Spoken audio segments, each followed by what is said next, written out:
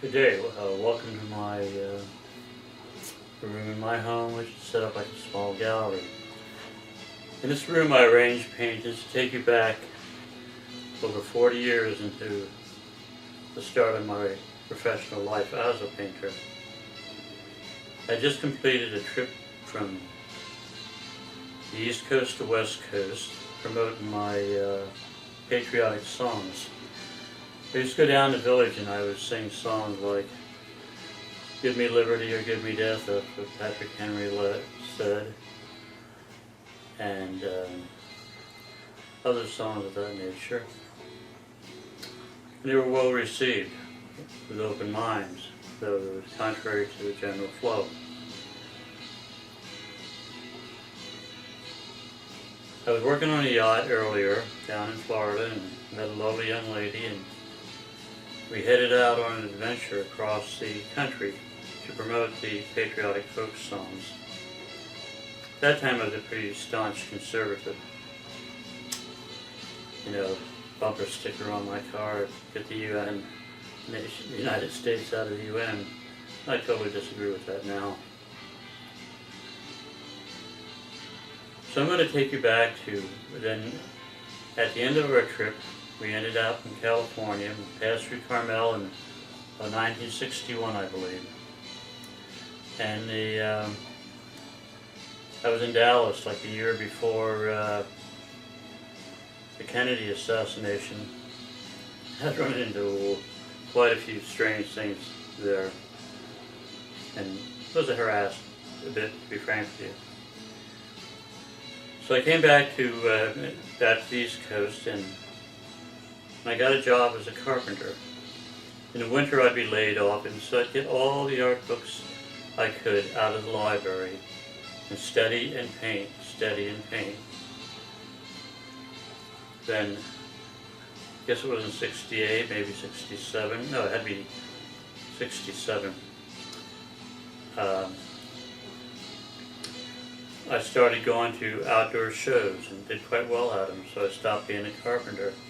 Then I opened up a gallery where I hung my paintings up in the trees of my yard. I called it Gallery in the Trees on Candlewood Lake Road in Connecticut.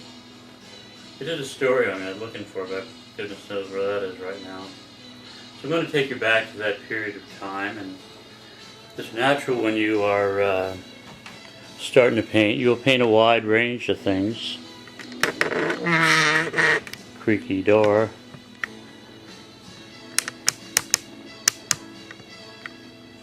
On the left, it almost looks like a painting of the man who is the premier of Iran, Ahmadinejad, or whatever his name is.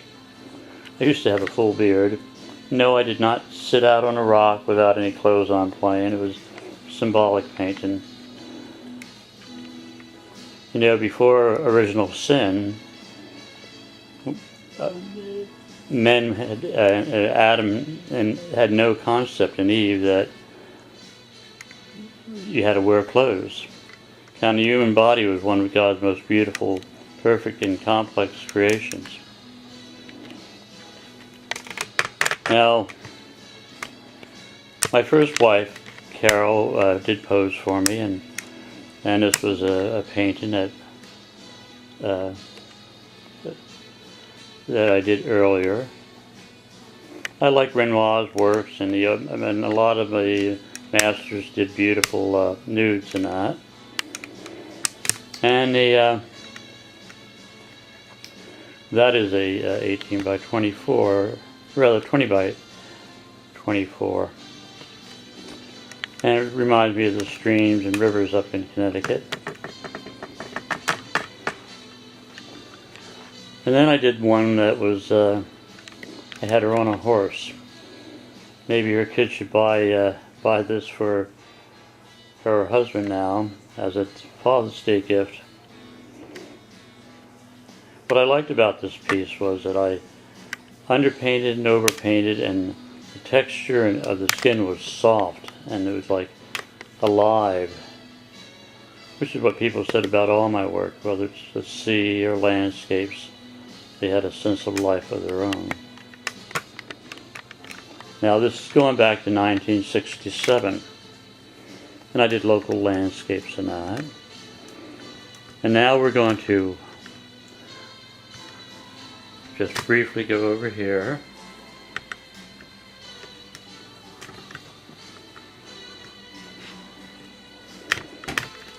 And take you to the White Mountains of New Hampshire. I was a very successful seascape painter, but I wanted to develop more skills. And my whole approach to paint was to go out of doors and paint on location. One of my favorite locations was the Swift River along the Kangamangas Highway. That is where the old man of the mountain is before he fell off.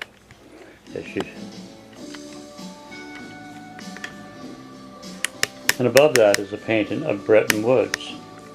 I actually went out on cross-country skis and started that in the winter. I'd ski down mountains and with my knapsack, easel, and paints on the back. I was really like, a rugged outdoor painter. Go out on snowshoes, and the chill factor was below 0. The top one is done in oils. I believe the bottom one may be too.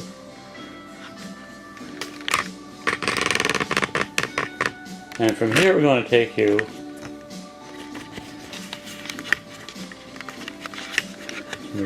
get this off here.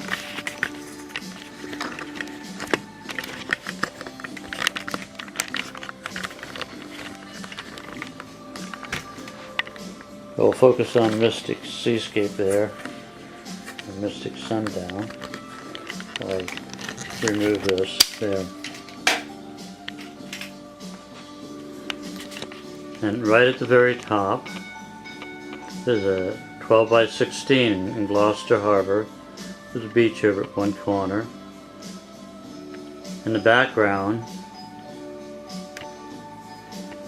is part of what is known as the Little Hammond's Castle. And you'll see a front view from that I painted from the harbor itself.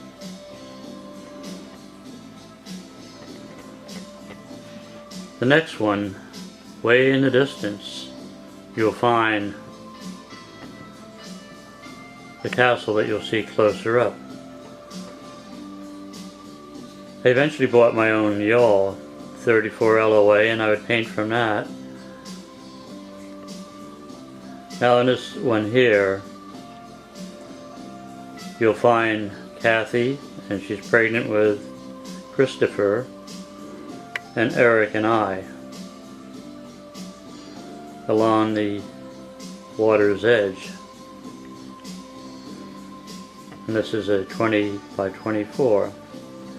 Now back at that time, I was doing a lot of paintings that I appreciate them more in a way now. I kind of had these images I was not even conscious of that flowed through my work. Faces and other things. I did a painting for an admiral not sure whether it was a Ticonderoga, it was one of the big aircraft carriers that he was skipper of. And his son called me up later and said, "George, there's a picture of my dad in the sky. Did you do that on purpose?" Well, I never even noticed it, never saw it but it was a striking profile that was very reminiscent of the admiral. I remember I did some planes, in proximity to I had a seascape in the foreground. He said, "George, that pattern's okay for the Blue Angels," but he showed me how fighter squadrons would be in their proper position. Now beneath that is open ocean. This was in my mother's collection. I sailed from the age of 15 for a dozen years to Bermuda, the Caribbean, the Bahamas, Canada. And up above here, we go back to one of my favorite locations,